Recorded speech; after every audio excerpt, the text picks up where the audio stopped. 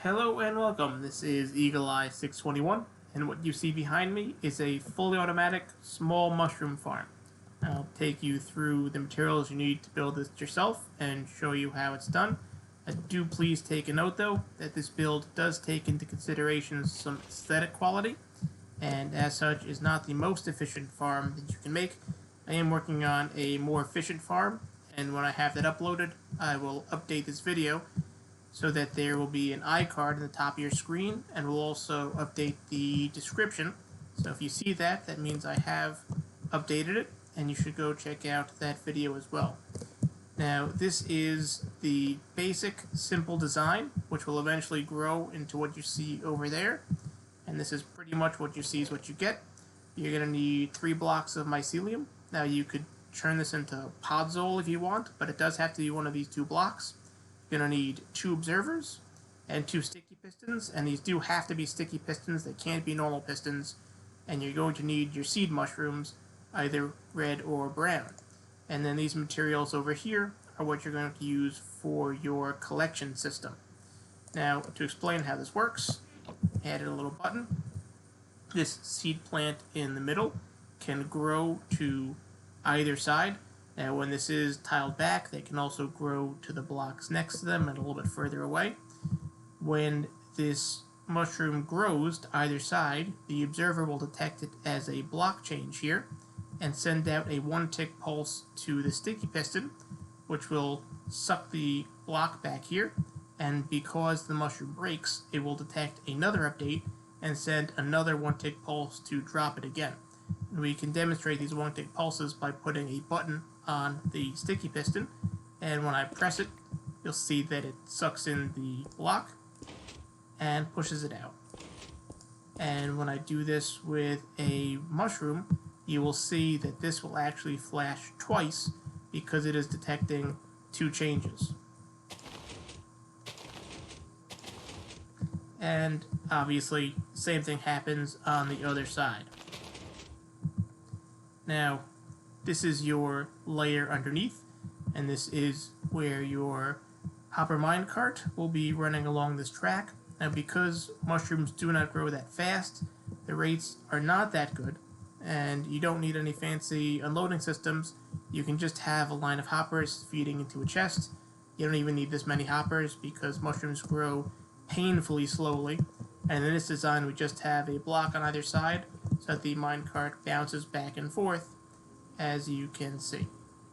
So our next layer up, we have our 3 blocks of either podzol or mycelium. Then we have a 1-block air gap and our sticky pistons facing in. And we do that on both sides. And then above that air gap, we put our observers facing inward on both sides again. And we do want to block this off with some glass to make sure that the mushrooms don't fly out and that they land on these blocks to be collected by the hopper minecart. And then again, this is a little bit aesthetic. We do either or, and we alternate between red and brown. Now, it is important that on your 5th alteration, so you can see we have 4 red blocks, mushrooms, and 4 brown mushrooms. We put down 2 glass blocks to make sure that nothing grows in these squares, or that will ruin your farm. And then we can pick it up again and continue to alternate.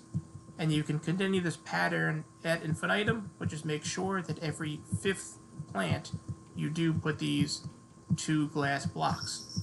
And this design is itself stackable. So you can see that we started off with this design, and we just made a whole bunch of them right next to each other. And that this design itself can be stacked vertically. You just change this glass block, this layer of glass blocks here, you change that into your base layer for your minecart. And obviously these don't have to be iron blocks, they can be any solid block you can run your rails over.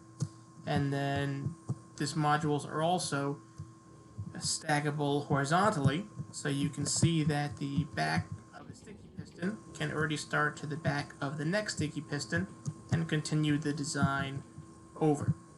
and you can connect these in a bunch of different ways. You can run your minecart hopper up here and make it one, or you can just connect your row of hoppers to the same chest, which I did there for ease, and I did the same on this side. Just connected all the hoppers through one giant hopper line to this chest over here.